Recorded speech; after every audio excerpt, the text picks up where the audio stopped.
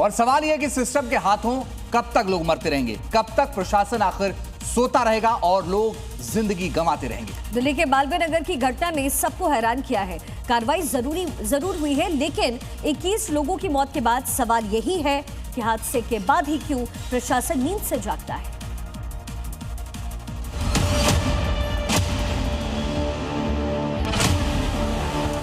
दिल्ली के मालवीय नगर की इन तस्वीरों ने पूरे देश को हिलाकर रख दिया, लेकिन सबसे बड़ा सवाल ये कि 21 लोगों की मौत का जिम्मेदार कौन है।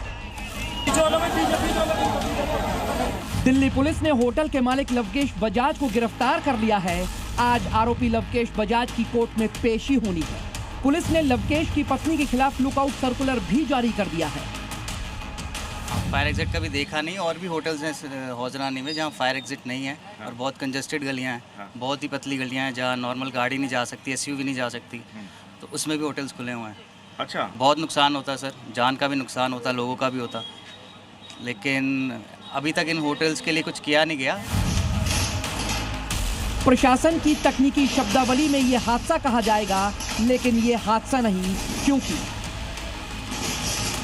जिस बिल्डिंग में आग लगी उसे BNB यानी ब्रेड एंड ब्रेकफास्ट स्कीम के तहत सिर्फ 6 रूम में होटल चलाने की इजाजत थी, लेकिन इस बिल्डिंग में 25 कमरे बना दिए गए। ग्राउंड फ्लोर के अलावा सिर्फ 2 फ्लोर बनाने की इजाजत थी, हर फ्लोर पर 3 कमरे, लेकिन बिल्डिंग के हर फ्लोर पर 5 कमरे बने हुए थे। पिछले 12 साल से ये अवैध होटल चल रहा था, लेकिन किसी ने सवाल नहीं पूछा, किसी ने कोई एक्शन नहीं लिया। इसी लापरवाही का नतीजा ये है कि होटल में 25 कमरे बना दिए गए और इमरजेंसी एग्जिट के नाम पर सिर्फ एक छोटा सा दरवाजा। मालवीय नगर में एक बड़ा हादसा हो जाता है, लेकिन आखिर में हादसों का जिम्मेदार कौन है? सबसे बड़ी चीज़ है कि इलीगल इंक्रोचमेंट, इलीगल स्ट्रक्चर्स, ये सभी।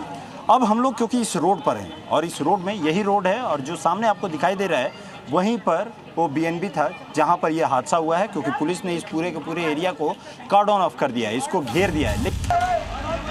जो एक्शन प्रशासन को पहले लेने थे, वो कार्रवाई 21 लोगों की मौत के बाद शुरू हुई। हर बार ऐसा क्यों होता है?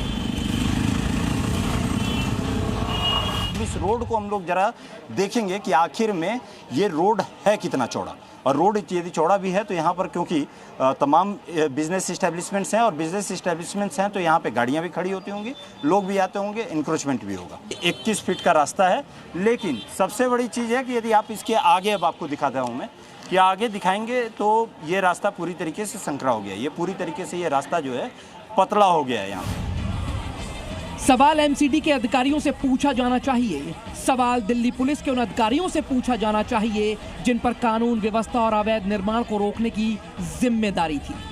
सवाल दिल्ली जल बोर्ड से भी होने चाहिए जिसने बिल्डिंग में वाटर कनेक्शन दिया।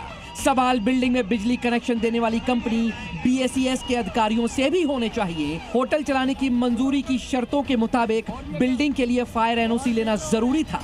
दिल्ली फायर सर्विस ने इसे चेक करना जरूरी नहीं समझा, इसलिए हम कह रहे हैं ये हादसा नहीं है। ब्यूरो रिपोर्ट, जी मीडिया।